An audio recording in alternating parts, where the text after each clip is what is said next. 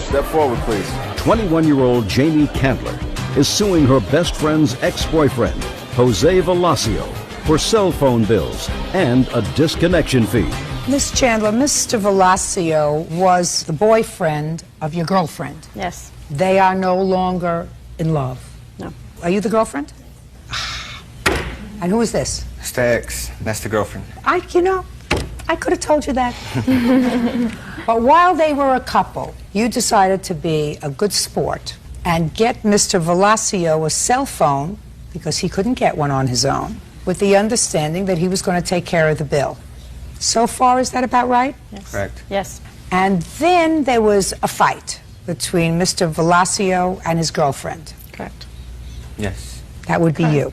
And it is your claim that he stopped paying the bill and ran up a bill, hundreds of dollars, and you want him to pay it. Correct. Mr. Velasio says he paid the bill when he had the phone. You shut off the phone for no valid reason other than the fact that When we broke up. they weren't together anymore. Correct. Right? And he's not paying for a phone that he had no use of. When was the phone turned on? It was turned on in February of 05. And when was it turned off? January of 06. That's when she turned it off, Your Honor, because I stopped using it about September, October. That's when I got my new girlfriend.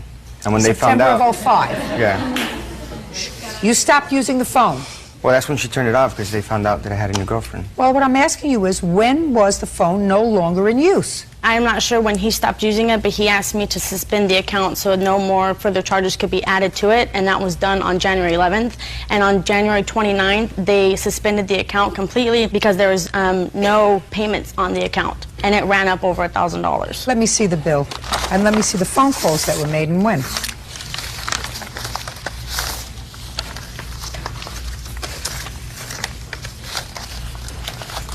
Did you have the phone, sir, in January? I had the phone, but the service was restricted. I have calls on this phone from January 11th until February 6th. Who made those calls? No, I didn't, Your Honor. As far as I know, they probably reported stolen. They got a phone. Whose number is 90900? It was an incoming call. Whose number is that? His new girlfriend. Is that your number? That's my work number. That's your work number? Yes. Then you had the phone, sir. Why would she be calling a friend of theirs? That would be pretty stupid, Mr. Velasio. Okay. We have incoming calls from your work. We have incoming. You wouldn't call somebody just to harass them, would you? No. No, of course not. 4900, 1, 2, 3, 4. I didn't ask you to sit up. Oh, sorry. Whose number is 9053 in San Bernardino? I have no idea. Who lives in Ontario? I don't know. Nobody in Ontario. Well, maybe she does. Do you know whose number is 9026? That's her home number. Her home number? Yes. Maybe she called her. I don't know. No, it says number called. Was Why would not I want to called. call her? He called to speak to my daughter. That's not true. You have your own cellular phone? Yes. Is it all off now? Shut down? Yes. There shouldn't be any calls on this between January and February. When I called and spoke to the person on Singular, they told me that they canceled the phone due to no payments being made on the account. They said it was canceled on January 29th. Well, there were calls here up through, well, this is a February bill, January 11th. You have another phone now, sir? Yes, I do. Good. When did you get it? Look at me. When did you get it? When did I get it? I don't know. When did you get it? That's a question. I ask the February. questions, you give me the answer. When did you get the phone? In January. Then January, that's what I February. thought. Judgment for the plaintiff in the amount of $1,032. Get out. Parties are excused. This is case number 475 on the calendar in the matter of Martin versus Hall. Parties have been sworn in, Judge. You may be seated. Mr. Martin, it is your claim that the defendants, this gentleman in particular, caused damage to your car in an accident, and the accident was his fault. Mr. Hall says that it was your fault, and you don't know why, anyway, that you're suing him because he wasn't driving. It was Miss Hall. Hall who was driving the car. So you must have not been watching carefully. Apparently. When did this incident happen? September 17th. Where were you? I was in Maitland, Florida, turning into a gas station. What happened, Mr. Martin? I was turning into the gas station to buy gas, and I seen the Halls coming at a very high rate of speed through the parking lot, so I stopped. Through the parking lot or through the gas station? Into the parking lot of the gas station. There's a chart over there that the Halls brought. Is the red car yours? That's similar to what happened. Where were you coming from? I was coming from the north, turning in just like that shows, and I stopped, and he come crashing into me. He was driving probably about 45 miles an hour through that parking lot. Okay. What kind of a car were you driving, sir? Mazda 626. And where was the car hit? Right in the passenger side in the front. Knocked the bumper Do you have a completely off. photograph? Yes, ma'am. May I see it, please? Sure.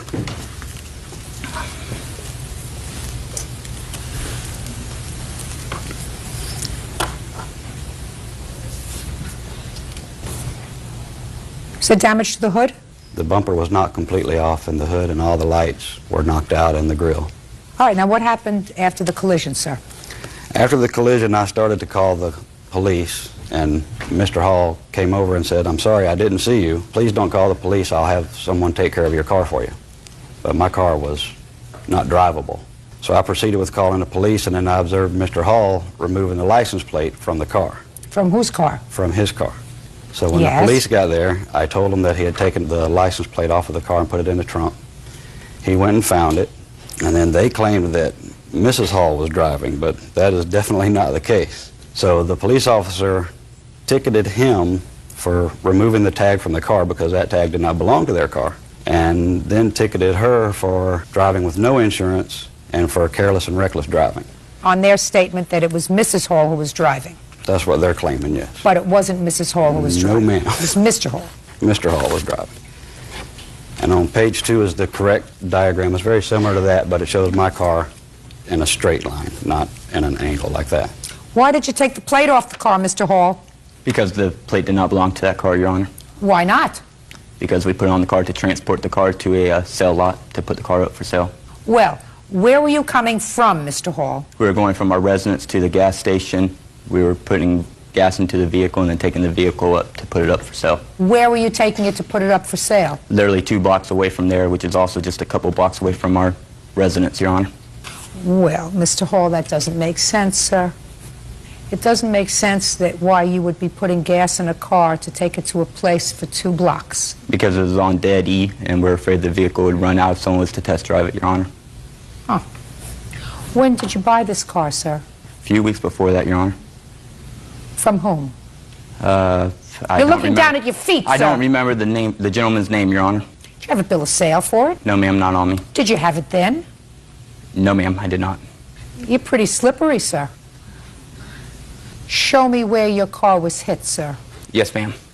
Which is your car? The blue car, Your Honor, is our car, Right. I got it. and our car was hit Now. right where the highlight spot is. I see it. But you passed the gas tank, sir. Did you put gas in the car already?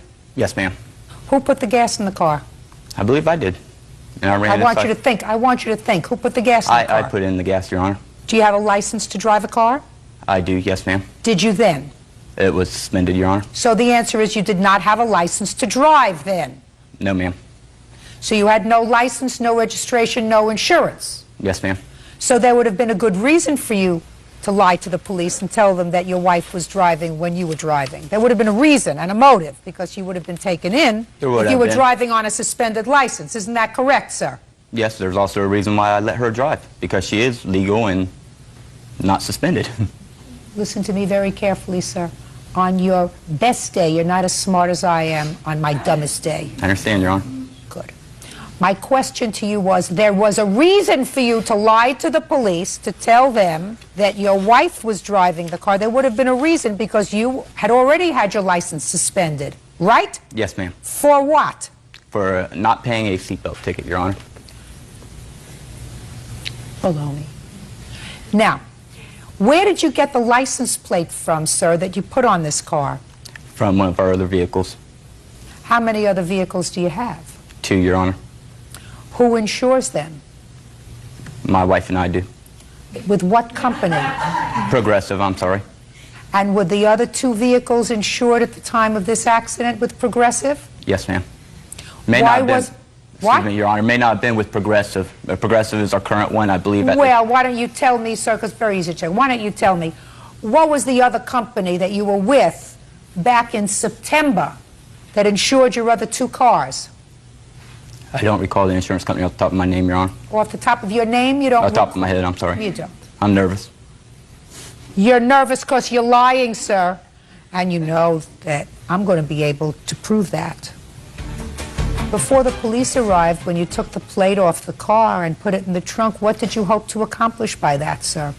Avoiding the ticket for attaching tag not assigned, Your Honor. Now, don't you get a ticket for driving without tags, period? Yes, Your Honor. So what would be the difference in putting the tags in the trunk? You were going to get a ticket either way, either for driving with no tags or for driving with somebody else's tags on your car. So what difference did it make? None. Except to try keep him from getting a ticket. Well, don't you think people get tickets, sir, when they drive without license plates? Yes, Your Honor. Because that's why you supposedly took the license plate off one car and put it on another, so you wouldn't get a ticket, Yes, right? Your Honor. So that doesn't make sense to me. What did the police do with that license plate, sir? They confiscated it, Your Honor. And what did you do with the car from where the license plate had been removed? The vehicle stayed right where it was, Your Honor. And where is it to this day, sir? In our driveway, Your Honor. Without license plates? It has been licensed and insured. How did you get new license plates for it? I just applied for a new plate, Your Honor. You have to say what happened to the old plate, sir, if the car had been registered. The vehicle hadn't been registered in our name prior to that, Your Honor. Oh, so you had yet another car in your arsenal of cars that hadn't been registered in your name at the same date that you had this accident. It's a vehicle that my sister allowed for us to drive because we didn't have a dependable vehicle at the time to drive, Your Well, Honor. what about the third car that you had home, sir? It wasn't. Vehicle. What? It's a work vehicle. What is a work vehicle? What does that mean? It's a truck that we use to do landscaping and lawn maintenance. That So? pulls a trailer. And it's decaled up, and insurance will not cover that if we are in an accident when we are not working. Okay, so we're going to do this. We're going to play. At the time of this accident on the 17th of September, 2004, who had a driver's license? Raise your hand. The time of this accident on September 17th, 2004, who had a registered vehicle? On September 17th, 2004, who had a vehicle with appropriate tags on it? On September 17th, 2004, who was driving a car illegally? Good! Perfect. Okay. Shooting fish in a barrel. Can I see the estimate for your car, sir? Yes, ma'am. What a bunch of hustlers. Not you, Mr. Martin. I also have, Your Honor, a letter from the Halls stating that Mrs. Hall is guilty of this charge because we originally had an agreement for the Halls to pay me $400 a month beginning on November the 10th. And I know you're not going to believe this, but that didn't happen. The only thing that I don't believe, sir, is that you believed them, that it was going to happen. Judge Judy continues in a moment. And later today, When we separated, we were not on talking terms. I needed money. So you claimed the children as your deduction, even though he supported them? Yes, ma'am. real cases, real people. Judge Judy. Rick Martin says fellow motorists Jennifer and Dennis Hall ran into him in a gas station parking lot. Rick claims Dennis was the driver, but after the accident, he switched places with his wife. I have a net total of $2,966.35. Is that your estimate? That's the estimate to fix the rest of the damage. I've already spent over $2,000. You have those bills? Yes, ma'am. I'd like to see them, please.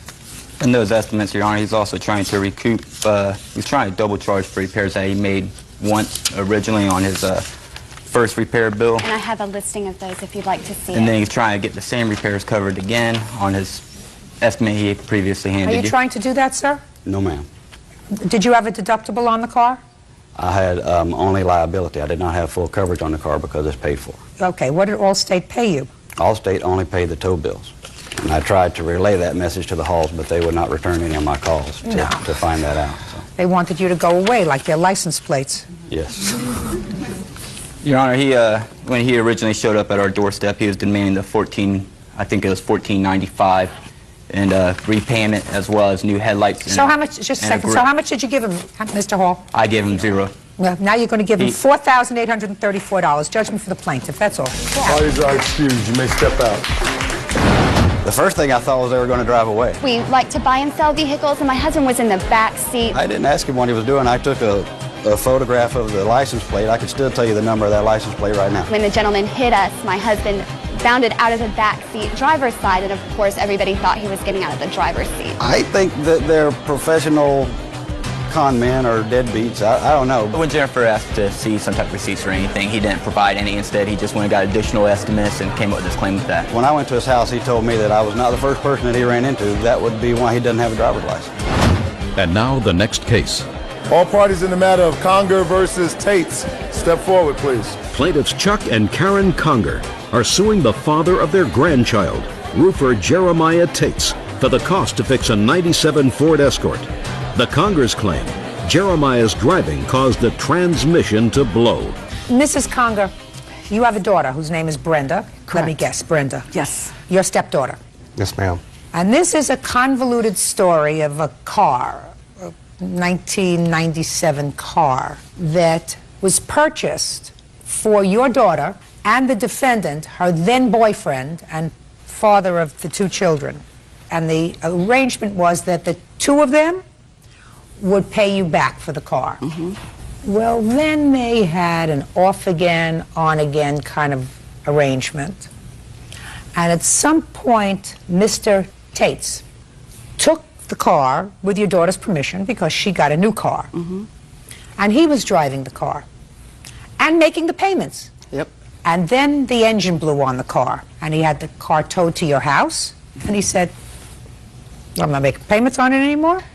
So you want him to pay for the repairs that you did to the car in order to get it up and running because you still have the car. Correct. That's really what the lawsuit is about. You want him to pay for the repairs. And Mr. Tate says, I only drove the car for a couple of months. Brenda has always driven that car, right? Correct. So why are you looking to me to pay for the repairs? So, the car was purchased when? Go ahead. I'm not All sure right. when Brenda purchased the car. Brenda, step up. When did you buy the car, Brenda? The car was purchased, I want to say, in 2001. Okay. And it was purchased in your name? Yes, ma'am. Is it still in your name? No, ma'am. Whose name is it in? It is now in my mother and stepfather's name. And who drove the car in 2001? I did all the driving. Jeremiah did not have his Okay. license. You did the driving in 2001. Who did the driving of this particular car in 2002? I did. Who did the driving of this car in 2003? I did half of it, and then Jeremiah took over. Okay. Now, when did Jeremiah take over the car? October to May. To May of 04. May of 2004. How did he come to have possession of the car? We were trying to work on things, and we just couldn't do it. So when I left, I also had another automobile. Jeremiah had his... Just a second. When you left, what do you mean you had another automobile? Oh, I'm sorry. When Jeremiah and I separated, I took my income taxes and I purchased a SUV. So for him to have transportation for his work, he also goes to a school and he has children. We just talked about it, and he was going to take that so he would have transportation for those needs. Is that right? Yeah, that's correct. But the Explorer she had was paid off with the taxes she got back from our two kids, claiming our two kids. So, I mean... Did you support them? Yes, I did. Is that right? Yes, ma'am. Why did you claim them both that year? He was the sole supporter of the family. I did not work. I went to school and I took care of the children. And when we separated, we were not on talking terms. I needed money. I needed to take care of my children and get a roof over our head. So you claimed the children as your deduction, Yes, ma'am. even though he supported them? Yes, because when he claims taxes, he is paying the IRS right now, so he would not have received anything. I tried talking to him about it, but at that time we were What do you not. mean he's paying the IRS? He has back taxes. He used to own his own business, so he's dealing with Okay, stuff so like you that. wouldn't have gotten the money anyway, but No. at least she got the advantage of it. Is that what you're Yeah. telling me? Yep, basically, Your Honor. Okay, and how much of an advantage did you get?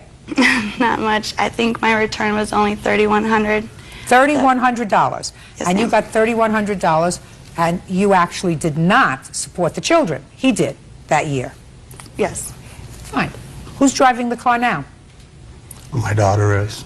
Which daughter? I have a daughter. She's 16 years old. Her name is Brianna. And she's making payments on the car because we still owe money on the car. Great. How much do you still owe? A couple $1,000s. I don't think he's responsible to fix the car. We have 6 months of where he's made payments on this car faithfully. That's absolutely right. He made payments 6 months faithfully. The car was not in his name. It's in your name. You chose to take the car, and instead of fixing it and selling it, you chose to give it to your daughter. That's what you chose to do. We just thought that he's the one that was driving it at the time, so we thought that he should be held responsible for... No, not necessarily.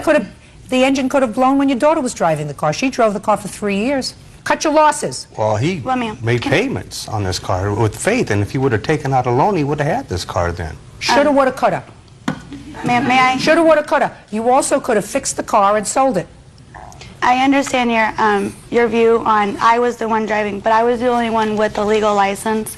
What? Well, if he would have had a license, his driving would have been just as much. So the problem, okay.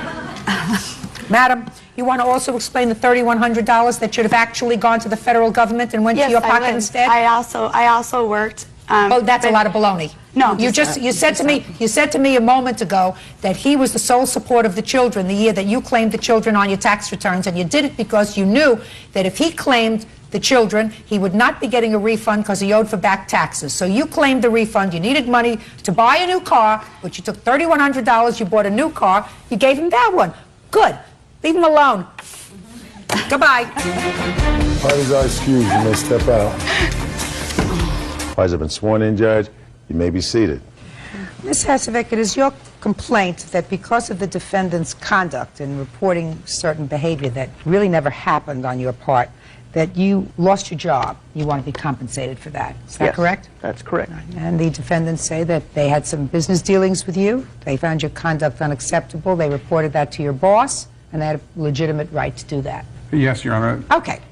What kind of business were you in? I sold the gutter cover to keep debris out of gutters. And how long had you worked for them? About 4 or 5 months. How did you find the defendants, or they found you?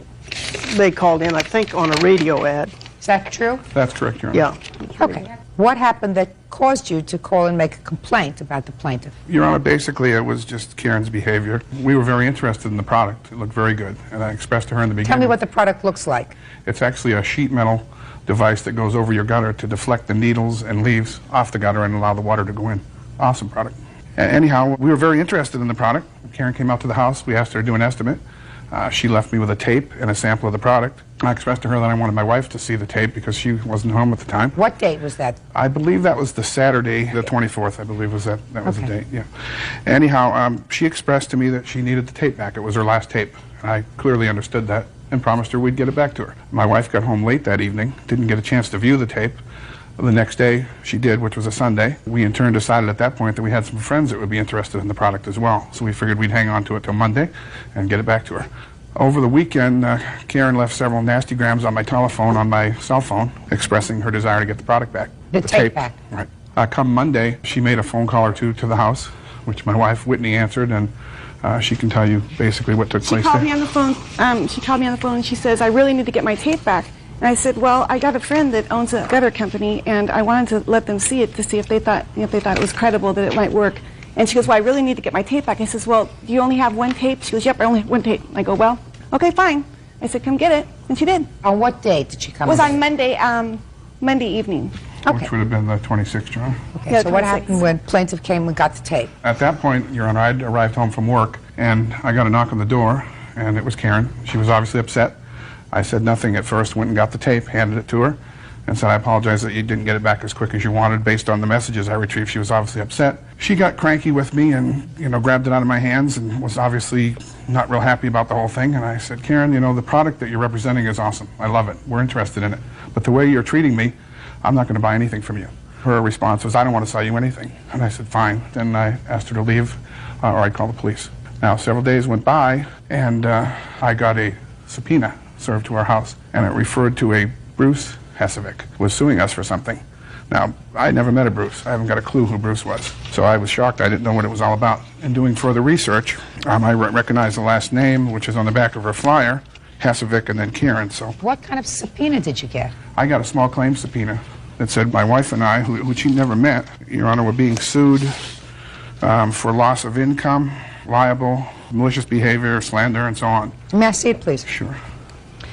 Now, in between during that week's period of time, had you in fact called the plaintiff's employer? Yes, ma'am. Well, you left that part out. I beg your pardon, sir. ma'am. I did call the gutter people. I spoke to Mr. Steve, and I expressed my interest in this product. And I said a lady named Karen came to our house to show your product over the weekend, left us a tape. We wanted to view the tape for a longer period of time. She took it back, was very upset with me for keeping it. Can you please send me another tape? And he said, well, you're saying Karen? And I'm saying, yes, Karen. He says, well, I have no Karen working for me. He goes, there is a Bruce that works for me in that area. You're sure it wasn't a man? I says, no, it was a lady named Karen. Fine, I'll send you a copy of the tape. Then a short while after that, we had a sheriff come to our house looking for us. We weren't there. We had a PTA meeting. My boys told us. And then you got served with served after, yep. Okay. And then I went down to the courthouse and filed for a jury trial, figuring I'm going to get this thing out in the open. Okay, now I got you. Bingo. And it would be fair to say that in your conversation with Mr. you voiced some displeasure with the salesperson. Absolutely. You did. You said, I don't like the way I'm being treated. I didn't like the way I was treated. No, I'm a sales manager, Your Honor, and I think when you want to make a sale, you're nice to people. Bruce and Karen, same person? Yes.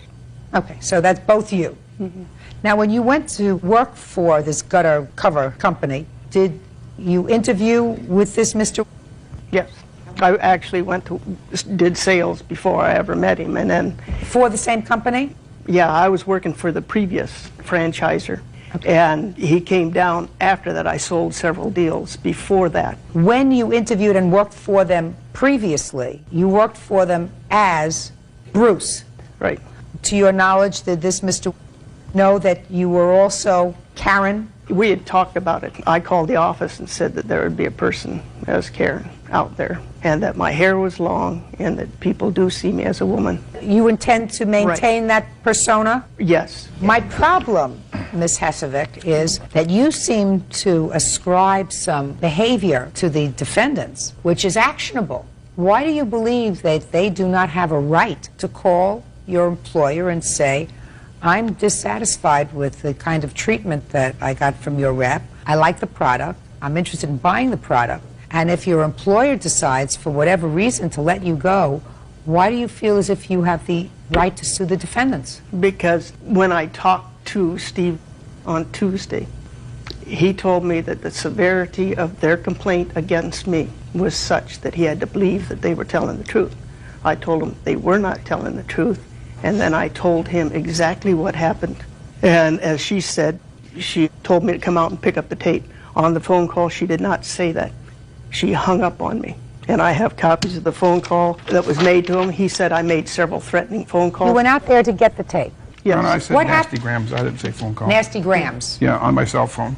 When you went out there to get the tape, tell me what happened. Well, I got out of my car. Their kids yelled from the top of the deck that the lady from the gutter is here. And I heard her yelling at her kids, I don't want to talk to her. Tell them to go down to the basement door and talk to the father. And so they came out and told me that. So I went around under the deck into the basement door that they have there. He opened the door part way and handed me the tape, and he said some remarks to me. And I said, well, you promised to have it back to me by 5 p.m. on Saturday. I said, you never called? He said, oh, yes, I did. But I was at home from 3 o'clock all the way till 10 o'clock at night. There wasn't one phone call. I have a message machine on my machine. There you go. That's why you didn't answer it. And sorry. No messages were even left. Nope. That's so? true. So, yeah. So? And, yeah, so he didn't call to say he wasn't going to meet me. He could have left a message machine on there. He knew that the So what did you say important. to him? He made some comments, and then I told him that I had to use that for sales, and that as he knew I had appointments on Monday morning. I didn't get the tape till 7 o'clock Monday night. And? So he says, well, you're losing more business. You forget the golden credo, which is the customer's always right. Want me to deliver the damn tape? I'm sorry. The customer's always right. Because you had a real live customer there. You had a customer who was really interested in your product. $6 grand. Listen. I'm sorry, Your Honor. That's a hothead. Let me ask you this question. Why didn't you call Gutter and have them give you another tape? I had sent a memo up to him on Monday morning saying that I need another tape. Why didn't you go there? Oh, they're out of Seattle, and I'm in Portland, Oregon. Oh, so they have to send it to you. Yeah. Why did you wait until you were down to your last tape? I only had one tape all the time. That sounds like a not very good policy. What happens if that That's all the company gives. Well, that's kind of stupid. Right, yeah. You don't have a cause of action, Ms. Hesvik. He has an absolute right to call the company and say, I don't like her attitude. I don't like the way she spoke to me. I was interested in your product. I'm still interested in your product. He's not trying to put one over on these people. He's calling and saying, listen, your lady who you sent out here was rude. She took off. She doesn't want to do business with me. I'm still interested in doing business with your company. Send me another tape and send me another rep. And if by virtue of that statement, Mr. let you go as the rep for the company in your area, so be it. It may also have been that Mr., and I don't know, he's not here, was not happy about not knowing what gender person was going out. He thought it was one gender and it turned out to be a different gender. That's possible too. That coupled with what they said, listen, I don't need this aggravation. But they have a right to call. Yes. They have a right to make a complaint. That's what the First Amendment's all about. So your claim is dismissed, that's all. Parties are excused. You may step out. Basically what happened as a result of this individual not being honest. Some people can lie and get away with it. Honesty is the best policy. You know, she should have been honest and she wasn't. And now the next case. All parties in the matter of Culp versus Diesel. Step forward, please. Jeffrey Culp and his wife Nancy are suing Nancy's daughter, 23-year-old telemarketer Christy Diesel, for the cost to bail her out of jail and for an unpaid loan to get back on her feet. Mr. and Mrs. Culp, this is your daughter. Is that right? My stepdaughter. And how long have you been married to her mother? We've been married for 9 years, been together a total of 16. And how old was Miss Deason when you came into her life? 8 years old. Is that right? Yes. Your lawsuit says that your daughter owes you some money for bail and then some money that you loaned her to help her get back on her feet after a series of mishaps and missteps. The total of those loans is under $1,000. That's correct. Your daughter says that there was never an agreement to pay that money back. These were not loans. This was what family does for each other when they're in trouble. And Mr. and Mrs. Culp, I'm here to tell you that I've read your complaint, and quite simply, the complaint says she called you one night a year and a half ago from jail. She had been arrested for what? Possession of marijuana. And she said, please come and bail me out. You did. That's correct. And then later on, you loaned her money for some clothes and some startup money so that she could get on her feet. So, I have a question for you. I don't believe in going to court when you have family. Mother, child, father, child, child against parent, unless it's so much money that it really is life-altering money. $987 doesn't come under the category, to me, of life-altering money for anybody. Mm-hmm. Is that a fair statement? That is a fair statement. This is not life-altering money. So then, you tell me why you chose to make an issue of this money, and I'm sure there have been other monies, but why you chose to make an issue of this money rather than just saying, look, I'm not going to loan her any more money, I'm going to write this off. Explain that to me. Judge Judy continues in a moment. I do take care of my son. I do not get child support. Where's his father? He doesn't help. Why doesn't he help you? I've got an answer to that, Your Honor. He's useless. Real cases, real people. Judge Judy. Jeffrey and Nancy Culp say their daughter, Christy Diesel, owes for bail money and an unpaid loan. Go ahead. Well, Your Honor, the money is of little consequence. There has been a history of loans made to Christy. We put her into an apartment. We paid her utilities to get her set up on her own. I spent a year with her child in my custody, living in my home. I paid all of his expenses and his medical bills. We took care of all of his clothing, his food, his shelter. And these are all things that I did because I am a grandfather. Where was she? She lived in South Carolina at the time. She was unable to care for him. None of that I'm asking for. This is a case of teaching her some responsibility. I don't think that I or my wife should be responsible for taking care of stupid things like going to jail and fines. We did bail her out of jail. We did move her into our home. We bought her clothing. We set her up with a job. I gave her a car, and she never started the job the first day. She went back to South Carolina and back into her old life. Where was your grandson all this time? He was in my custody. Where is now, he? when she went back to South Carolina, she did take him back with her. How is he doing? He's doing very well right now. Good. With his mother? That's correct. Good. And what are you doing now? I'm a telemarketer, and I wait tables in evenings. Who takes care of your son? The school. I got it arranged where I work on the weekends, waiting tables at night, and he goes to his grandmother's house on his father's side. Where's his father? He's in South Carolina as well, but he doesn't help me at all. Well, what does he do? He sells cars. Why doesn't he help you? I don't know. He's court ordered too, and he switched jobs. I've got an answer for that, Your Honor. He's useless. Oh. Good. Yeah. He's useless. Right. Would it be a fair statement, Mr. Culp, that your daughter seems to be putting things in order at this point? She is. She is trying. She's maintaining a home.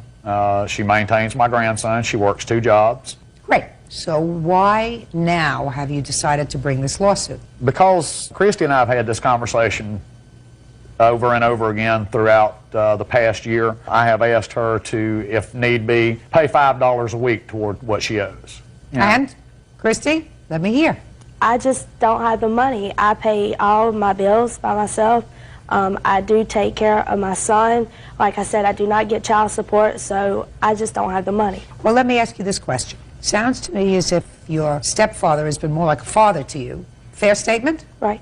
And what it sounds to me is that both your stepfather and your mother are saying they don't really care about the money. They would like you to make some sort of a showing of responsibility. So even if you sent them $5 a month, which you can afford, believe me, you blow that on nonsense, right? Right. $5 a month, $1 a week, right? Right. A couple of cents a day. They would like you to say to them, by that demonstration, I'm acknowledging that I am responsible for these things, my fines, my bail, the things that I did to get myself into trouble. You have a problem with that? Well, I think, I helped my parents out when he was in time of need. I was 16. I was going to school. I was working in the evenings after school. I would give them my check every week to help pay bills. And I figured I did this for 2 years. When I helped them, I figured that in a time Were you of also living in the house? I was. Were you also Your eating? Honor, we're talking about a 16-year-old child that worked 10 to 12 hours a week in a fast food restaurant and brought me $20 to feed her and her child. I worked more than that. Fine. How much money did you give them? It was almost $200 every week. Because I worked all day on Saturday and Sundays. And then during the week, after school, I would go in at 5 and I wouldn't get out of there until 11 o'clock at night. And who was taking care of your son? My parents did help until my dad couldn't do it anymore and my guidance counselor decided to help me. But they did, for a while. Right. Quite a while, Your Honor. How long is quite a while? We did this for 2 years. Now, Miss Diesel, what I'm suggesting to you is that you were found guilty and were arrested for the commission of a crime. It may have been your time of need, but when a court says, I want you to pay this fine, they don't mean I want your parents to pay the fine. You're supposed to pay the fine to teach you a lesson. Do you understand? There's a difference. You're supposed to pay the fine so that it hurts you in the pocketbook, not so that it hurts them in the pocketbook, so that it hurts you. That's different from if the family loses a job or something and everybody has to pitch in a little bit more, or if you go have a baby when you're 15 years old so that the household needs more money so that you're helping out a little bit more and they're helping out a little bit more. That's what family does for each other. But when you commit a crime and you're ordered to pay a fine, it's supposed to hurt you. It's supposed to make you think twice about doing it again. Do you understand? Yes. So, in that regard, they're right. And I think that they would be happy with $5 a month, just as long as you're saying, I admit that I did something wrong, and I am going to be responsible by paying the fines for the crime that I committed. Fair? Very fair, Your Honor. Very good. On those terms, judgment for the plaintiff in the amount of $987. That's all. Thank you, Your Honor. So the next time you appear in court, you are more appropriately dressed. Do we understand each other? Sorry, Your Honor. You're not going to a beach party today. Today you come to court. When you come to court, you come appropriately dressed. We understand each other? Definitely. Good. Now, Mr. Clausen, you and the defendant have a child together. Yes, Your Honor. And it is your complaint that when you separated some time ago, you left your television set and entertainment center with Miss Herem. Yes, Your Honor. And you want those items back. Yes, because you say you paid for them, and you're still paying for them. Yes. Ms. Herem says you left her not only with the child, but with a whole stack of bills, and she paid as many payments as you did on that television set and entertainment center. They don't belong to you, they belong to her. When did the two of you separate, sir? We separated in January of '04. And when was the television purchased? In September of '03. And the entertainment center? As well, the same time. And the TV stand as well. You moved out of the house, sir, in January of 2004? Yes, Your Honor. And you left the television set and entertainment center there? Yes, I took everything else that I could, but I did not have a truck to take that. Well, between January 2004 and June of 2005, I assume that you could have gotten a truck. Yes, Your Honor. But you didn't. I did. I called the police. She wouldn't let me get it. I called the police and they said... The first time that you asked for it was what date? A couple days after that. I was like, hey, can I get it back? She said, no. Too bad. Okay, fine. When did you first file a claim against her in small claims court, which you did in order to initiate this case for the return of your TV and entertainment center? I have it right here when I went. What's the date? The date is 3/15 of '05. So I'm going to ask you, where were you for 14 months? Yeah, I'm trying to become a firefighter. And I was going to school 4 or 5 days a week, and I just didn't have any time for that at all. And taking Well, care what of are you doing now? Now I took some time off because we went through a bunch of custody hearings for our child. One custody hearing. Shit, Mediation, meeting lawyers, and everything else. Just a second. So you took time off for that? Yes. And when was the custody case ultimately decided? 3 weeks ago, 2 weeks ago. Give me the date. May 18th. Yes, Your Honor. And at what stage of the proceedings were the custody and visitation and support case in at the time that you filed the small claims court case? I filed right after that. Right after what? After we went to mediation, I filed for small claims court on... Well, what happened at mediation? I tried taking it through mediation. She wouldn't have anything to do with it. Her mother said that she would pay me $1,500 for it, but she... What are you talking about? May I say something? Yes. In mediation, he took my daughter from a family member's house, which happens to be my cousin's mother. He wouldn't let me see my daughter, so I went down and I filed custody papers. They granted me full temporary custody. When was that? In March. In March, and it was right after that that he filed the small claims court case? That is correct, and it was the day that he was ordered to pay me child support that he served me the papers for the small claims court. Excuse me? I was going to have him tell her. Excuse me, Your Honor. I'm sorry. I didn't ask you anything. Now, on what date did you take your daughter from this lady's house? I'm not sure of the date, Your Honor. Well, if you're not sure of the date, she is. What was the date? March 15th. Yes, madam. You want to get up and say something? Yes, I do. You're exploding. Yes, it was March 23rd. What was March 23rd? That the baby was removed from the cousin's house because we had a phone call. She was don't speak. We had a phone call from a bounty hunter looking for Tiffany. And the bounty hunter stated that he needed to get hold of her and that the guy that they're looking for was a drug dealer. So her family told Justin to go get Kea, and that's why Justin went and got Kea. Her father and her... Just a second. There was a hearing, ultimately. Yes, Is that Your Honor. right? Yes, Your Honor. And at the hearing, who was awarded custody? She was. I did not have any paternity tests. Have you had one now? No, the court did not order me one. They Why said... not? I have no idea. They just said that, okay, well, are you willing to take care of this baby if it is or not yours? I said yes. So therefore, no paternity test still, but I am... Did you ask for a paternity test? Yes, Your Honor. And they didn't really do anything about it. He actually filled out the paperwork and everything. And They the were courts- served to me in court when we had our custody hearing. Oh, fine. Very good. So right now there has been no legal adjudication of paternity. Is that right? Because you haven't had the paternity test. Exactly. Your Honor, they made him sign a paper that said that that he didn't have to take a paternity test, that basically when we went to court on May 18th, they were granting him he was the father without the paternity test. Is that what they did? Yes. That was very stupid on your part. Mr. Clausen, I'd always take a paternity test, sir. Yes, Your Honor. You never can tell. But that little girl is my whole life. I love her more than anything in the world. Great. Listen to me. Did you live together? Yes, Your Honor, we did. For how long? 4 years? 2 years. Was it 2 years? Yeah, 2 years. 2 years at the other house in 6 months, so 3, 2.5, almost 3. We were together for a while. Is this your son? If you can have a paternity test, if you were my son, I would say have one. Giving you my good advice. That's the last thing of good advice you're going to get from me. You left the television in the entertainment center with her for 14 months, sir. I did, and I kick myself in the butt for it every day. But you had an agreement. Well, The other thing was that if she was to move out, I would be able to get it back. And she says, well, it comes in a package. If you take me back, then I get her and the TV back. And? And I don't want that deal. Why not, sir? Because he'd rather have his 17-year-old girlfriend. Shh. Don't interrupt again. I let you slide with the outfit, not with the conduct. Go ahead. Because, Your Honor, it's just how I've caught her at some guy's house, and it's just wrong, and I don't want to have that lifestyle. Well, very good. You see why I suggested you get a paternity test, sir? Yes, Your Honor. Judge Judy continues in a moment. You went and bought clothes on his Sears account for yourself? I did buy things for the baby. You didn't. According to you, you bought cami things for you. Cami in white, cami in pink. Maybe this shirt to be exact. And later today, Miss Bass, you got to understand something. You may waltz around me, but ultimately, I'm going to get to the truth. real cases, real people.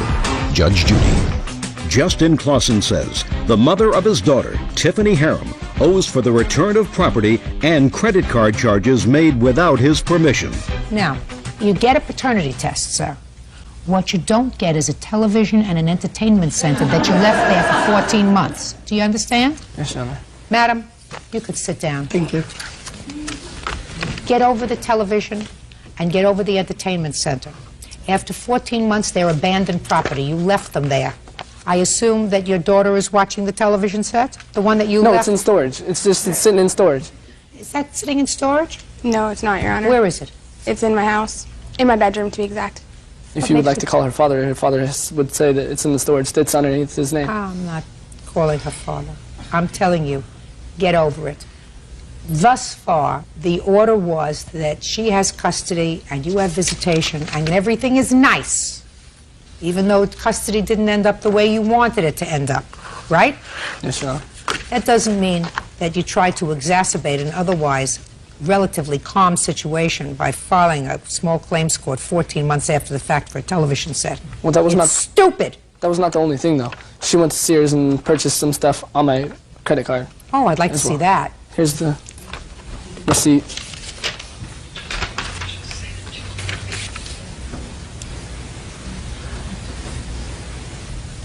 You went and bought clothes on his Sears account for yourself? It's in my name as well, Your Honor. I don't care if it's on your name. Did you discuss it with him first? No, it's my credit card, too. Your Honor, Who's paying the bill? We both paid the bill. No. Excuse me, Your Honor. I paid the bill before he moved out for over 2 years. I'm talking about now. This sales And I offered check to pay him. is dated March 11th, 2005. Well, why all of a sudden did you start using this credit card? I went one time and... Well, do you have to pay for it? Because I feel that I have paid my fair share of all of his credit cards, and I have them here. Listen to me very carefully, madam. I have no counterclaim. All I have is somebody who, after a year and a half, went in and used a credit card just to give him one of these zingers, knowing that you weren't going to pay the bill and he was going to get stuck with it. And I would feel a little bit more compassionate towards you if you bought things for the baby. But you didn't. I did buy things for the baby, You Your Honor. didn't. According to you, you bought cami things for you. Cami in white, cami in pink. Maybe this Shirt, one. to be exact. That you get paid for. So a judgment for the plaintiff in the amount of $204.81. Thank you. Parties are excused. You may step out. He's a good dad. He was there all through my pregnancy and, and still is for her. I will continue being a great father. We were very young. We've been together for a long time, 6 years. For her, she'll probably keep being a good mother. We had a lot of growing to do. We're different people now than we were, but definitely still both good people. And now the next case. All parties in the matter of Bass versus Harpster, step forward, please. 21-year-old Justine Bass is suing her boyfriend's half-brother, 26-year-old Timothy Harpster, for stealing her car. Timothy says the car was in his name. All right, Miss Bass. This gentleman was your boyfriend's brother. Still your boyfriend? Yes. This is the boyfriend? Yes. Were you all living together? Yes. And according to your complaint, you had a car. Mm-hmm. Your insurance was very expensive. Correct. Why was your insurance so expensive? Because I was only 20, so my insurance was really high. And my policy was about to expire, so Tim had given the offer to put it in his name. Okay. It's your car, and you're going to be driving it. Primarily, yes. And in order to get cheaper insurance, you signed the car over to him. Not only that. We were all living together, and Tim's car was about to get taken because He didn't pay on it, so I was driving his and he was driving mine. And we would all be driving each other's cars, and so he had to put it in his name. So then it was really all of your car. Everybody paid their fair share of gas and maintenance on it and everything No, I else? paid the maintenance. Everybody paid gas for the car? Well, what we drove, we put in gas and stuff, and You're not Miss Bass. You got to understand something. You may waltz around me, but ultimately, I'm going to get to the truth. Okay. You understand? Sure. What you did was defraud the insurance company. That was your intent. No. Your intent was, oh yes, your intent was that it was really your car, because that's why you're here. That's why you're here. It was really your car. You put it in his name for insurance purposes, because if he took out the insurance, it would be cheaper. And then, when you all had a falling out, he took the car, and you want your car back. That's what the case is about. So it wasn't all of your cars, it was your car. That's what you're suing for, right? Right. Ah, okay. So what you really did was, when you put the car in his name, which he acknowledges, and he acknowledges that it was put in your name for insurance purposes, right? Yes. You didn't pay her anything for the car, did you? No. She didn't make you a present of the car, did she? No. It was put in your name for one reason only, to defraud the insurance company, right? Yes. Now, when did you stop living together? In February. Who moved out? I did. What'd you do with the car?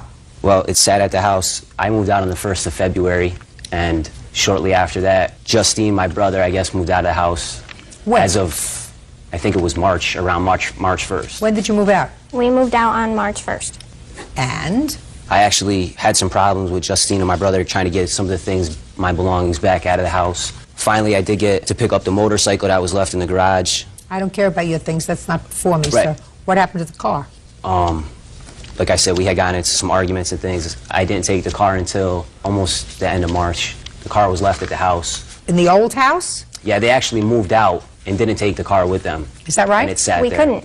The title was not in my name, and it would be considered stolen, and the cops would have been called, and I would have gotten in trouble. So you left the car there? Had to. So you left the car there? Yes. After you moved out on March 1st, when did you contact him? For what? For your car back. I had tried calling him, and he wouldn't answer the phone. Tom had tried calling him, and he wouldn't speak to us. And so... You wanted some stuff from the house. He already got it. What'd you do with the car, Mr. Hofstra? I sold it, actually. To whom? A friend of mine. Show me. Show me proof that you sold it.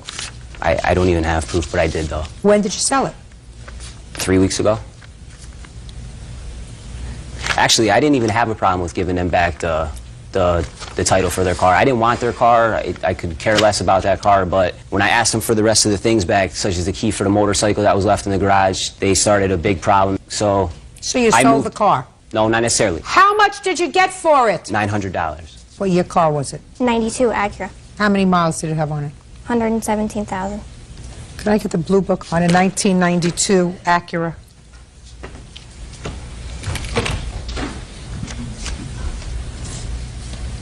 Bird, it's a hatchback. Yes. Let's put it in fair condition, please. What kind of car is it? Integra GSR. It wasn't a GSR. It was a GS. GS. Fair condition, 1625. Could I take a look? That's the G. You have to teach me how to do this thing. She has an Integra. There's the Integra list. 92 Acura. Right, a GS. Right, and then the GS. And then she has a GS hatchback. So 1625 on fair condition. Your Honor. What is it, sir? As Tim's saying, that car is a GS. The GSR was it was a special edition. It was a only came in the hatchback. The car was a hatchback. If he had the title. Only a difference of $100, sir. Listen, you have to consider yourself very, very lucky that I'm even considering any part of your claim, because usually when people come into a court with not clean hands, I throw them out. I understand what you were saying as far as the defrauding insurance company, but the fact is that Tim was primarily driving that car. His car was often parked. Let me explain something to you. You want me to read you what your girlfriend said in her complaint? Oh, I've read it. You want me to read myself. you? Okay. The insurance policy on my car was about to expire, and Tim said he could put it on his policy so that I could get a cheaper rate. That's why she says that you put the car in his name That was to not get the- a cheaper rate. That's fraud on the insurance company, sir. Any way you slice it. You're very, very fortunate that I'm considering any part of your claim. Certainly not worth $2,800. I don't believe that you got $900 for it. I'm not even sure that it's still not sitting in your driveway someplace. No, it isn't. I did sell it. And you sold it because you were angry over your property. No, actually, I sold it because I asked them, I would have gave them the car back. Yes, I was upset about my property. So why don't you just say yes? Yes, I was upset Instead about of that. excuses. So you were angry that they wouldn't give you the key to your motorcycle and the other things Your that you Honor, want. You said, may I'm I? speaking. So you said, car's in my name, and this, according to your answer, you said I could do whatever I want with it. Plus, That's what also, you it was said. left there, yes. That's what you said. Car's in my name, I can do whatever I want with it. Right? Yes. Your Honor, we did leave the car there, but what were we supposed to do? Remove You were the car? supposed to do exactly what you did now, sir, which is immediately go to small claims court there and have a case that was heard sometime the beginning of March. That's what you're supposed to do. Well, I was also speaking to other family members of mine, my brother Jim, who is an older brother than both of us. He was also speaking to Tim because we are family and we didn't want to have to resort to this, you know. But ultimately you did. Had to. That's we had taken Right. everything else we could. And that's, Judgment for the plaintiff in the amount of $1,700. That's all. Goodbye. Judges, parties have been sworn in, Judge. You may be seated, sir. Have a seat, please. All right, let's see if we can resolve this today. Okay? Bring your level down. Okay. All right? All right. Good. Ms. Hicks, the defendant is your son. Yes, he is. According to your complaint, there was an altercation in your home sometime last summer. And during the course of that altercation, he damaged a dining room table in your home. That's correct. You want him to pay for that table or for the repairs to the table.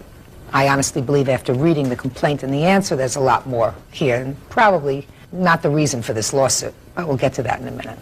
This whole altercation started over your son's children from a previous marriage. Correct.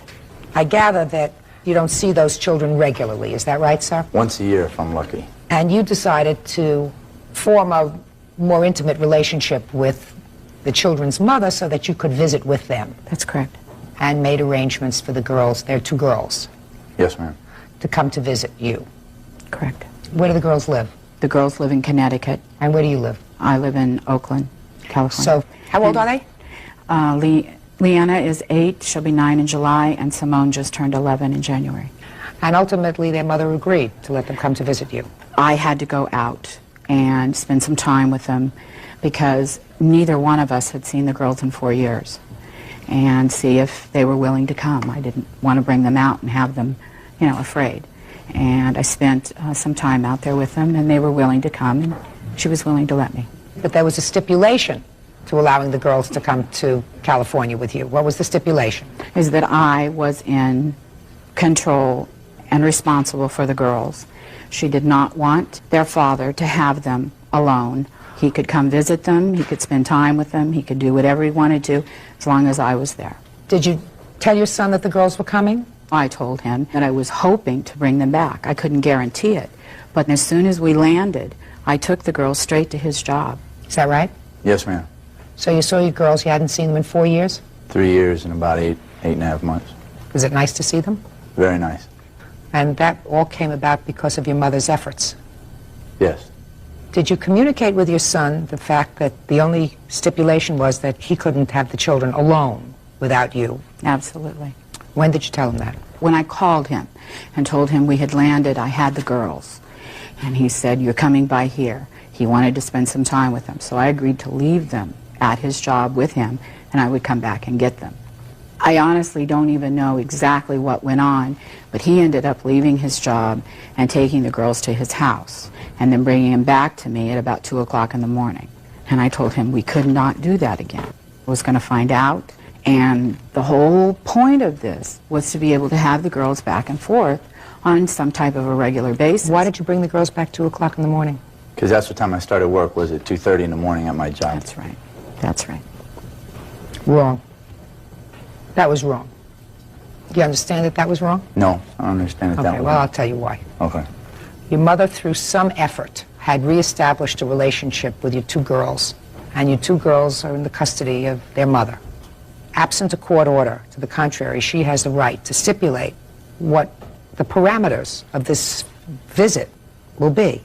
And by returning the girls at 2:30 in the morning, that was behaving irresponsibly, totally irresponsibly. Well, if I could speak here, if you want to know why, let's get on this subject of irresponsibility. She failed to pick them up. The whole thing came about with them staying with me at my job was the fact that she had to take her boyfriend back to his house in South San Jose. They hadn't eaten yet, they hadn't done anything. She's like, I have to run him back. I'll leave him here with you. I said, fine, they'll be here with me. I still got 3 more hours of work. They can stay for a couple hours. You come back, pick them up. We'll all go get something to eat, and that'd be the end of it. She never showed. I called 2 or 3 times. I'm stuck in traffic, or this took longer, whatever. I said, well, I need to go. I said, I'll take them home with me, feed them. They can stay with me. I'll bring them back in the morning on my way to work. I didn't want to bring them back at 2:30 in the morning. She insisted. I said, well, what do you want me to do? She didn't want me to take them at all. I said, okay, well, I'll just keep them here till 8, 9 o'clock at night. They'll just stay in my office for 8 hours a day until you feel like coming back to get them. And she agreed that wasn't acceptable either. Is that what happened, Miss Hicks? No. Let me hear. We got in there, I would say, somewhere around 4. And To his office? To his office. And I had to take Dwight back, because Dwight went with me to the East Coast. He wanted to keep the girls. He told me to go. He'd keep them here, and then we could go eat. That part is correct. I took Dwight back and dropped him off, turned around and came back. He called. He wanted to leave. I told him he couldn't. He said, well, I'll go take him to get something to eat, and then I'll meet you. I said, okay, that's fine.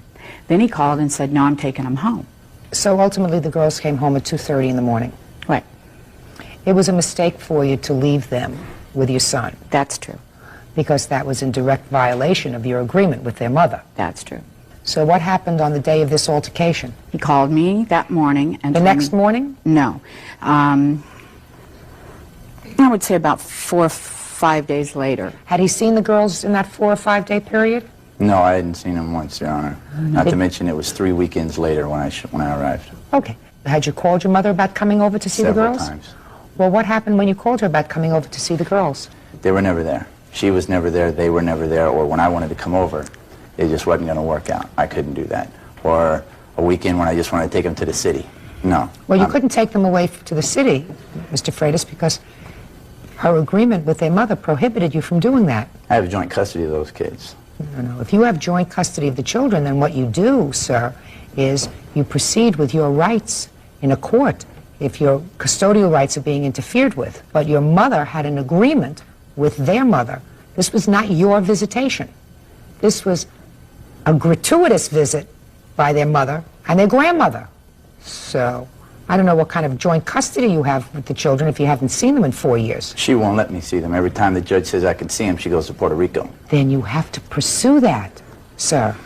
But you don't pursue that at the expense of this relationship, because this relationship is the only one that's enabling you, without having to go back to Connecticut, to see your girls. Real cases, real people. Judge Judy. Beverly Hicks says her son, Stan Freitas, destroyed her dining room table in a fit of rage. Stan says she wouldn't let him see his children. Now, what happened when you went over to pick up the girls? Had you called first? Yes, ma'am. 3 days straight. And the night before. Okay, and the night before, did you make an arrangements to see the girls? Yes. I told her, are you coming by in the morning? She said, that's fine. You can come by in the morning. Great, so you got there. Yes, ma'am. And what happened? I knocked on the door. She said, come in. I went in. The girls weren't to be seen. I said, where are the girls? She said, you're not going to see them. I said, what do you mean by that? Just a second. Did she say you're not going to see them or you're not going to take them away? Her exact words, you're not going to see them. And in fact, I didn't see them the whole time I was there because my half-brother over there had them in the back bedroom. Wouldn't even let them come out to see me because she knew they'd be upset if they knew they couldn't see me, spend time with me, or leave with me, whatever the case. No, there's a difference, Mr. Freitas. There's a difference in seeing them and taking them, sir. Okay, seeing them then. Did you tell your mother that you really only wanted to visit with the girls in the house? Yes, I wanted to see their faces. She agreed to that. And when I showed up and plans changed, and then I couldn't see them, I couldn't spend time with them, not even in the house, that's what I was upset about. She had changed everything when I'd shown up. The reason she changed everything is because my new wife was sitting out in the car out front. Her entire look on her face, her attitude, her tone of voice was fine until when she opened the door and she realized that my new wife was sitting out in the car. That's when things turned sour. She began to yell. She rushed the kids into the back room with my half-brother and then said, you're not seeing them, you're not taking them, you just need to leave. Why do you think that she had a problem with your new wife being involved with the visitation with the girls. Did she tell you? No, she didn't tell me. Did she say anything about your former wife saying that she didn't want the girls to be in her company? No. Did you ever tell him that, Miss Hicks? Yes, I did. What was the reason that the first Mrs. Freitas didn't want the second Mrs. Freitas to be involved with the children? Because when the girls called his house, the messages were not relayed to Stan that the girls had called. At least that's what wife number one reported to you. Whether she was right or wrong. I have no clue. You have no clue. But that was the arrangement. Absolutely. Okay, because they didn't know each other. No, they've never met. And the second Mrs. Freitas isn't the reason that the first Mrs. Freitas became the first Mrs. Freitas. I assume that... No. No. So it was just a first wives thing. Yes. Right. Got it. Unreasonable. Mr. Freitas, that's unreasonable on her part. But that was the bargain. Okay, so then the girls are shuffled in the back room, and there's an argument between you and your son. Tell me about the argument. Well, that's not exactly how it happened. Josh answered the door. I didn't answer the door. The girls were already in the back of the house, playing in the room. And I came out to the dining area. He said, I'm here to get the girls. I had no idea Ileana was in the car. I said, you know you can't take the girls. You can stay here, you can see them, you can do whatever you want. You cannot take the girls. He screamed for Simone, and Josh came out, stood in the doorway of the kitchen, and he was going to get between us. I told him to stay back because I didn't want these two boys fighting. He never came out, Your Honor. And Stanley at that point bumped into me. I bumped back into him. We pushed back and forth. He yelled again for Simone and Leanna at the top of his lungs. I looked at Josh. Josh is standing. I said, get back. Go in there with the girls. Call the police. And at that, he picked the table up and he threw the table. And I told him to get out of my house. He turned around and walked out. I followed him out. That's when I saw that Ileana was in the car, and AJ. I followed him around. We had a little more pushing and shoving, and he got in the car and left. The police came, took a report, did pictures. The girls were very upset. I went in and spent a little bit of time with them, told them that their dad wasn't mad at them, their dad was mad at me. And Simone says, Dad loses his temper a lot. It's okay. And I assume that since that time you have not seen your youngest grandson. No, I have only seen my grandson 4 times. He was 2 years old in January. And you've not communicated with your son since then? I have attempted to. He hangs up on me and tells me not to call. Can I see the pictures of the table, please? Yeah. Okay, these are my pictures. This is the police report, and these are the police pictures. I attempted to work this out with him by getting him to just pay for the table, typed up a thing, signed it. My son gave it to him. He would not sign it or give him the money. He said he had to call and make sure that this would prevent any legal problems. Then the DA dropped the case, and so this was my only alternative. No, the case was dismissed, Your Honor, in a court. After a trial? Facts were heard. The DA went back. I went back 4 times. No. 4 days of work. Pay careful attention to me, sir. Was there a trial? No, there was 2 hearings, and it was thrown out. She keeps using this as an excuse to force a relationship with me and my family. Okay, that's where we're at. You're absolutely right. Yes, let's get there, ma'am. Okay. But what I'm telling you is... I'm working on it. I'm working on it. You know, I can understand your feeling when your girls are in California and you are relegated to a position of visiting them under their mother's rules. Okay? I can understand that. And if it's true, Mr. Freitas, that you have an order that permits you more liberal time with your girls that you're not able to enforce because their mother, for whatever reason, I am telling you I am sympathetic with that. You're targeting the wrong person. I'm a little confused by that, Your Honor. All I'd like for her to do is just leave me alone. I'm not targeting her. I'm not saying bring them down again. I'm not saying have you talk to them. I let it go. After this incident, that was the end of it. And she won't let it go. Because she's not ready to, you're her child. She blew that shot, Your Honor.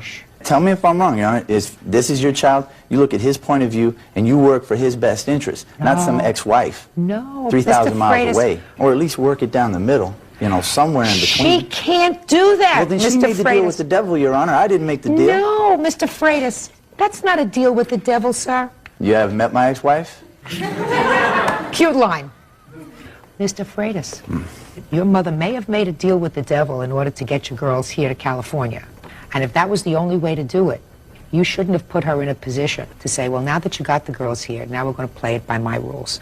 It may have all worked out eventually, given some time, but you wanted the... But then again, Your Honor, it may not have. And considering it was 3 years and 8 months since I'd last seen him, what was I supposed to do? Hope that this worked out? And if it didn't, just suck up the next 4 years? Just a minute.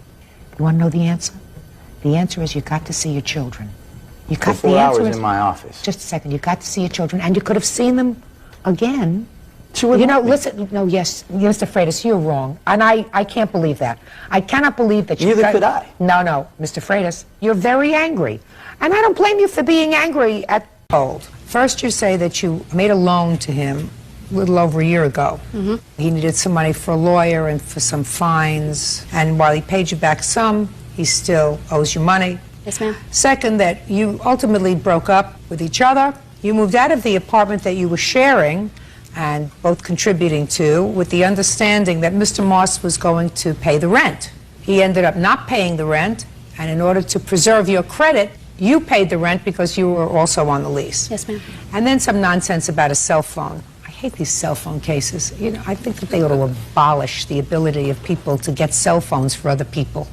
If you can afford a cell phone, you get a cell phone. If you can't afford a cell phone, you don't get a cell phone. Aren't there still things on the street where you can put in a quarter and make a phone call? I'm not sure. It's been so long.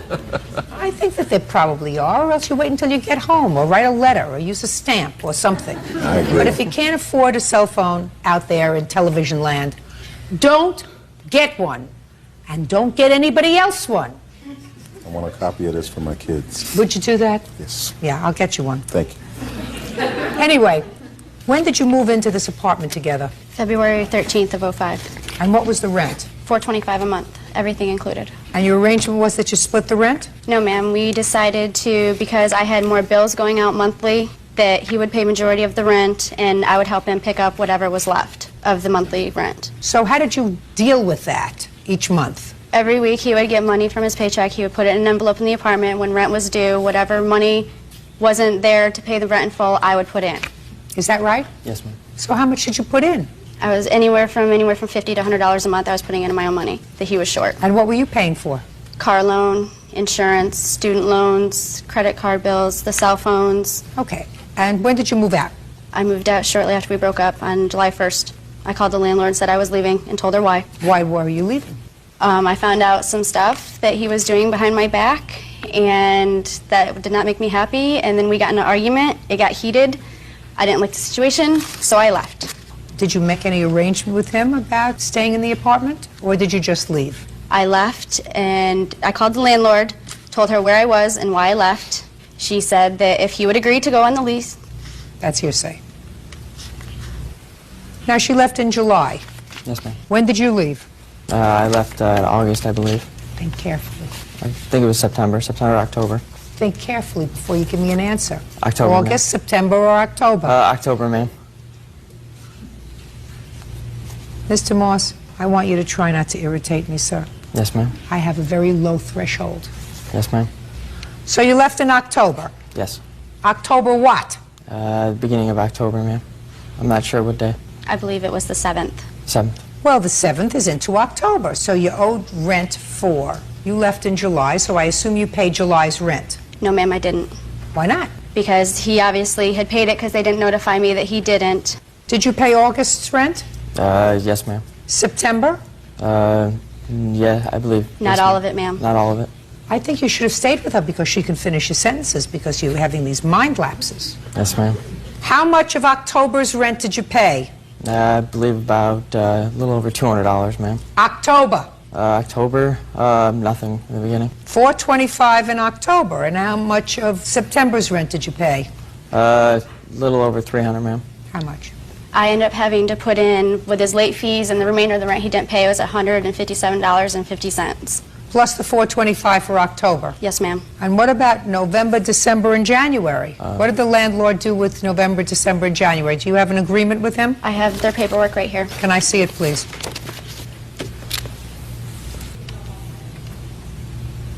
All right, Mr. Moss. Now let's have your defense with regard to this rent, which she paid to the landlord in the amount of $1,275, which covers October, November, and December's rent. Come on, come. Well, she ended up moving out in July, leaving me with the rest of the lease, and from what I told the landlord, I figured that since she Why left did she move out, sir? We broke up, so she moved. Why? Because she wanted to live somewhere else, I guess. You think so? Yes, ma'am. You don't think that there was any cause for her to leave? No, we just broke up, and that was it, and she decided to leave. Well, so it was an amicable breakup, according to you?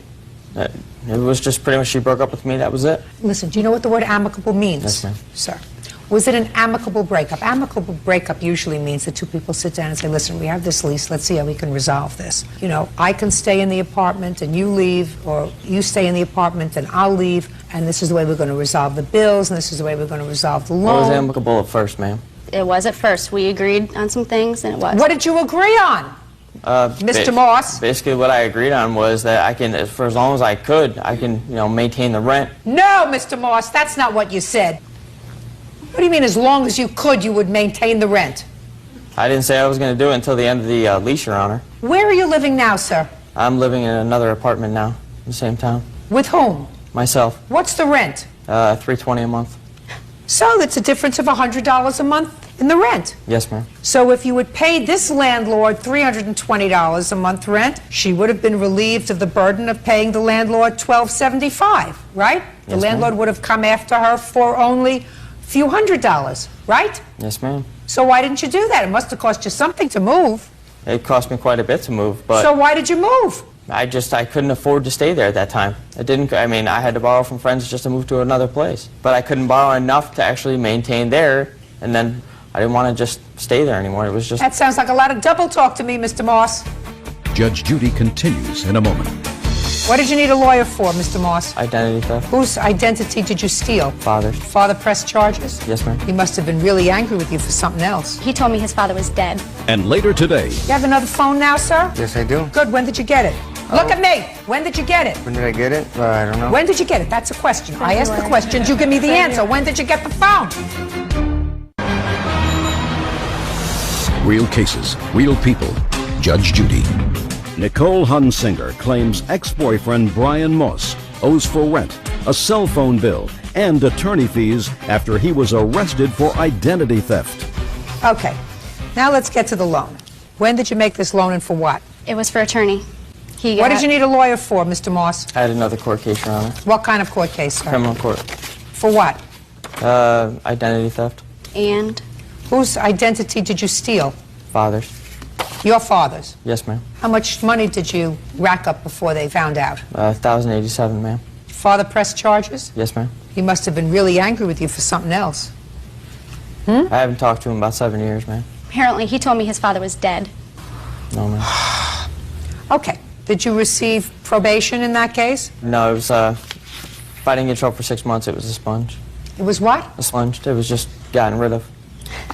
You had an adjournment in contemplation of dismissal for 6 months? Yes, ma'am. Did you have to pay restitution? Yes. And what was the restitution? $1,087, I believe. And fines? No fines. And how much was the lawyer? Lawyer was $1,500, and that was it. And who gave you the money? Miss Hunsinger. But the retainer wasn't all the way borrowed. Shh. Sorry. How much did you pay her back? I paid for the first few of the monthly payments of the lawyer's fee. How Actually, much? the loan fee. I'm not 100% sure, ma'am. It was like 4 months. How many months did he pay you back? He paid for the first 5 months of my loan payments. And how much were the loan payments? They were $113.35 a month. Why did you stop? Because she had left. I had lost contact with her. She asked for the phone back, and that was it. And I hadn't seen her since then. I only seen her once or twice. Yes, ma'am. So at this point, Mr. Moss, we are acknowledging the loan Yes, ma'am. in the amount now, according to you, of $2,142. Yes, ma'am. See what he said about this in his answer. I didn't hear anything. She never said I had to pay her back. She didn't. I did that on my own record. He gave me his word. Okay. So far, Mr. Moss, I find the following, sir. That you had, according to you, an amicable initial breakup. Yes. The discussion was, and this is what I find, not what you say, Yes, ma'am. that you agreed to stay in the apartment and she was leaving. Yes. And if you agreed to stay in the apartment that she was leaving, that means that you agreed to cover the rent. And you didn't. And I have verification from the landlord that you didn't pay the rent, and that she did, and that, as a matter of fact, you moved into another apartment at practically the same rent.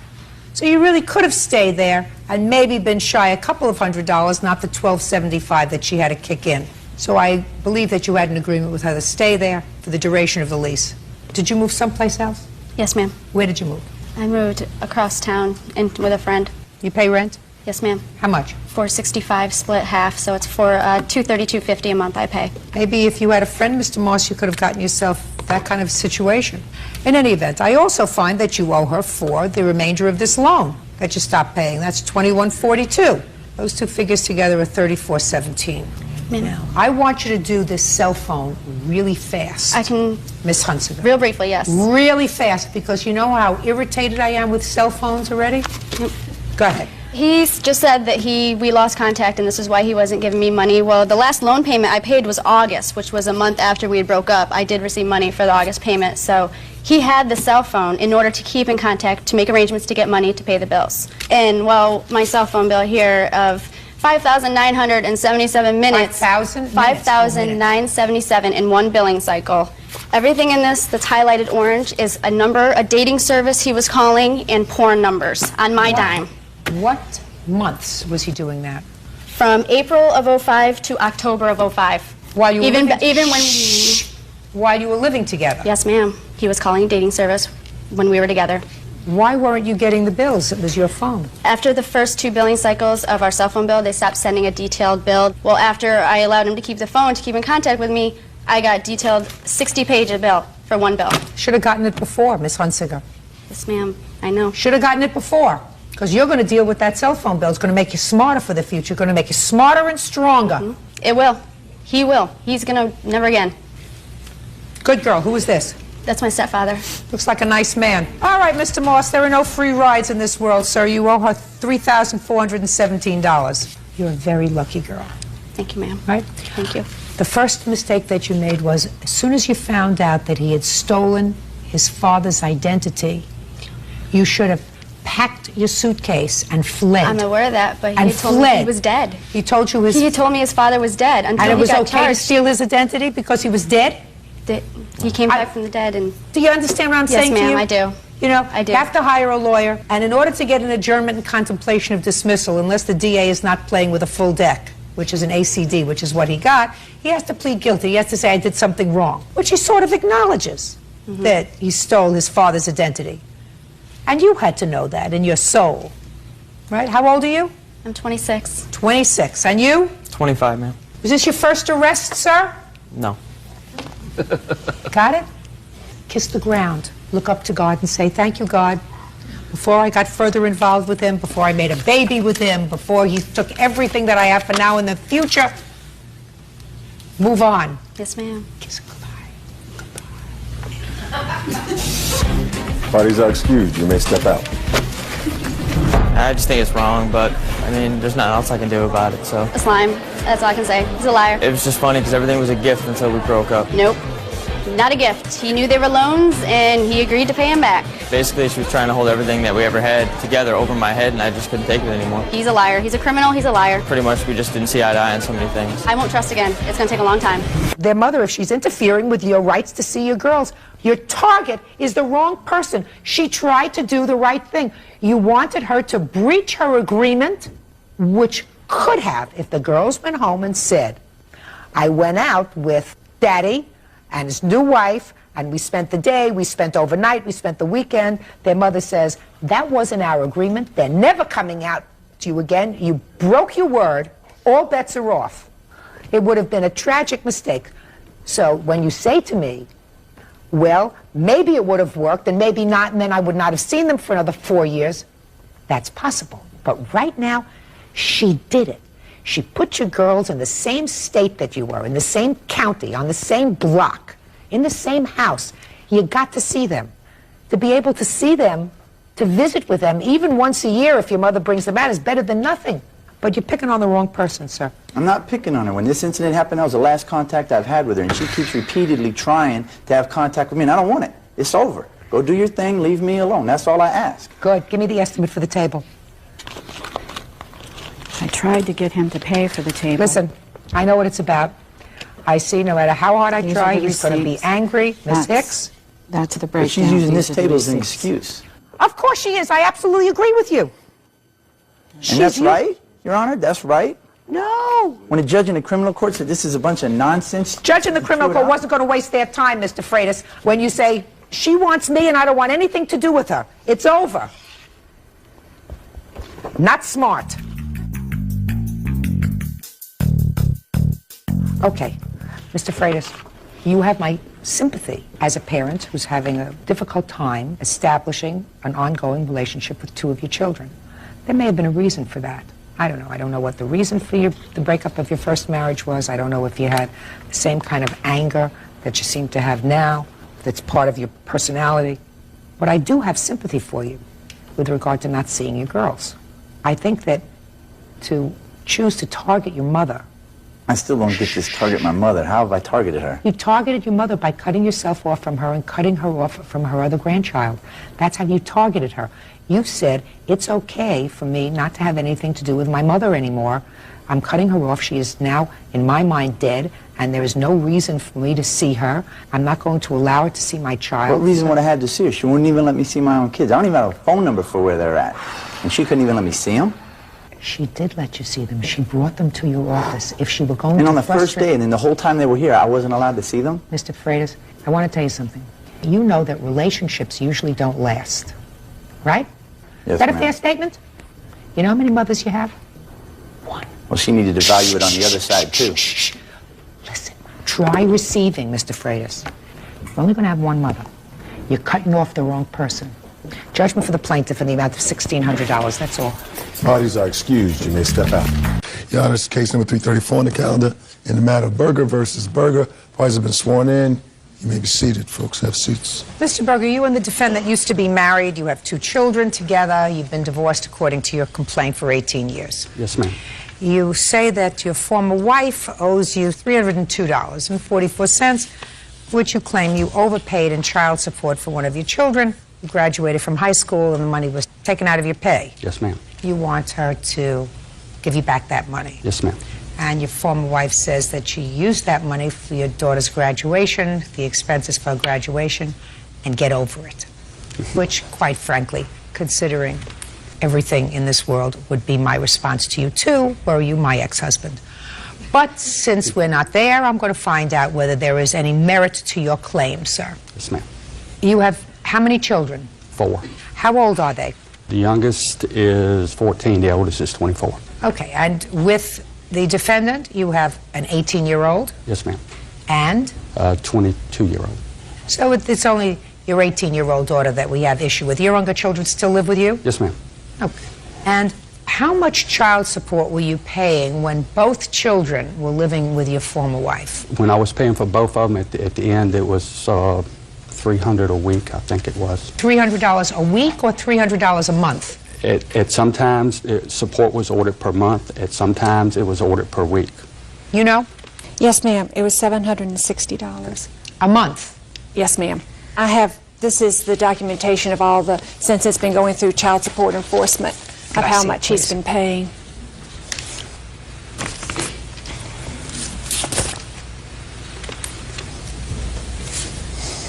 Did you ever pay, sir, $1,500 a month for support? $1,500 a month? No, Yeah. ma'am. So when you told me $300, that you were talking about $300 per month, not per week. Yes, ma'am. Per month. It's been, sometimes support Now, was listen ordered per to me. week. I understand that, Yes, but ma'am. when it was ordered per week, it was never $300 a week. No, ma'am. Well, then you made a mistake. If I said that, then yes, I Yes, did. you made a mistake. It was never $300 a week. Maybe it was $300 a month. Okay. That's all I wanted to find out. Yes, I ma'am. just wanted to find out whether you've been an overindulgent parent. I've always paid what the court ordered me to pay. I understand that you've always paid what the court ordered you to pay, sir. I also understand that you've had 2 more children and you've been able to at least contribute to their support also, and you have another family, which is really my question. Your daughter graduated from high school. They took out a payment after she graduated from high school of $300, and you want the money back. Yes, ma'am. Explain it to me. The support was ordered to cease on June the 14th. They took out the full month of June, and I'm just asking for the other 2 weeks that shouldn't have been taken out. Did you ask your former wife about it? Yes, ma'am. I sent her. And what did she say to you? She said no. Did she say anything about graduation expenses? No, ma'am, she did not. If she said something to you about graduation expenses, you know, the additional money that she had for graduation, for ring, for gown, for whatever. Gown, ring? Shoes, everything. Would you have said, sure, it's a one-shot deal? We could have discussed it, yes, ma'am. So why didn't you tell her? I didn't tell him because every time I've tried to explain him, all I get back are nasty letters, and I really just didn't think he would do anything. I mean, he hadn't laid eyes on her in 2 years. Wow, I mean, so I didn't think he would do anything else. Judge, yes. I've done extra. I've bought both of their children a car. That's doing something extra. That's true. Yes, ma'am. That's right. That wasn't within the last 2 years, and I said 2 years he hasn't laid eyes on What her. happened 2 years ago, Mr. Berger? I got tired. I mean, I never received phone calls from him. You know, she's changed her phone number. I have tried to call, but the phone number has been changed. I don't know when. It might have been recently. I don't know.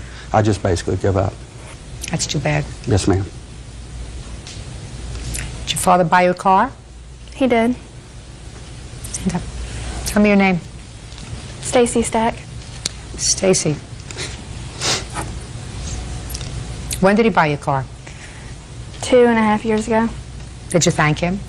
I did. You still using the car? No, ma'am. What happened to it? We went to go get it inspected, and the family friend that inspected it said that it wasn't good. It was rusted underneath and that it could break down at any time. So we bought a new car. How long did you use it for? I used it for about 6 months. Okay. So before 2 years ago, you had contact with your dad? Not a lot. I called him, the last time that I've talked to him or seen him was I called him so I can go up there and see him, and then he said okay, and then the day of, or the day before, he came by and said, no, we have to go somewhere else. And they left, and I haven't talked to him or seen him since then. That sound familiar? I think something came up that time. Yes, ma'am. Can't come up. Nothing can come up. Nothing. Judge Judy continues in a moment. Mr. Berger, you're going to get your $302 back. Yes, ma'am. You might want to buy something nice for your daughter. Yes, ma'am. And then we have 4 children. Yes, ma'am, I do. And later today, I was told by the 6-year-old that the boyfriend had picked him up by his ears and dropped him to the floor. And so I called DHS because if he'd do this, he might do something worse. real cases, real people. Judge Judy. Hayward Berger claims ex-wife Cynthia Berger owes for the return of child support. Hayward says he overpaid by $300. All very sad. There really is no defense to it. Money was supposed to stop, correct? According to the papers, yes. When we went to court, before we go in, child support enforcement speaks to me, and they told me that it would continue to the end of the month. He was still obligated to the end of the month. I said, are you sure? Yes, he's obligated to the end of the month. I said, okay. We went in, and the judge said he would stop because he wanted it stopped on her graduation day. And I called child support enforcement again, told them, you know, and they said, no, he's still obligated till the end of the month. So I just, you know. You took it. The judge makes the order, and the judge said it's supposed to stop on the 14th. How old are you? 18.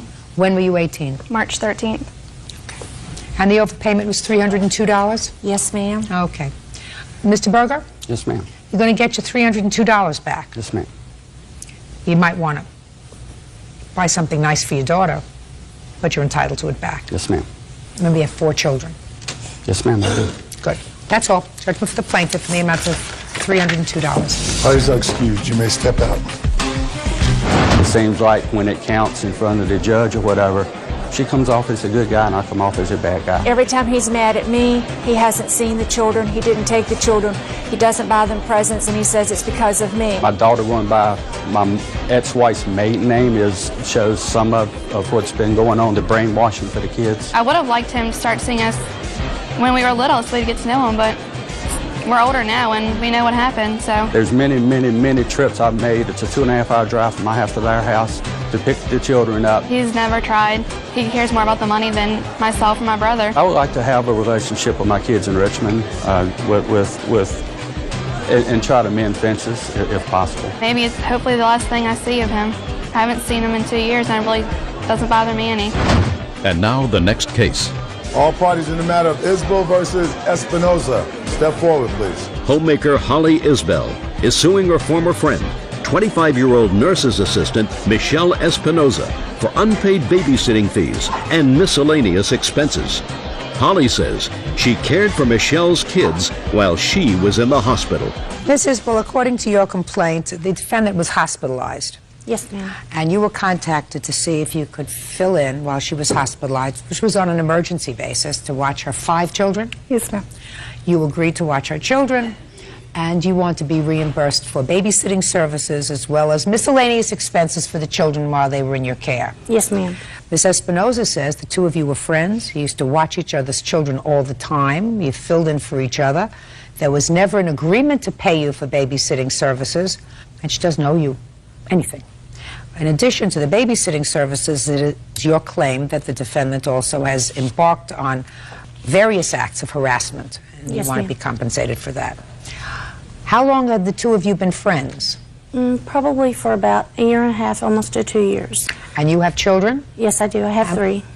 How old are your children? Mine are 12, 6, and 4. And how old are Miss Espinoza's children? 6, 3, almost 2. She has 2 twins. And then the baby is almost 8 months. And were there times when the two of you exchanged babysitting services? I remember one time that she's watched my children, yes. And was there any payment? No, there wasn't. Any other times that you watched her children? There was payment, yes, ma'am. Now,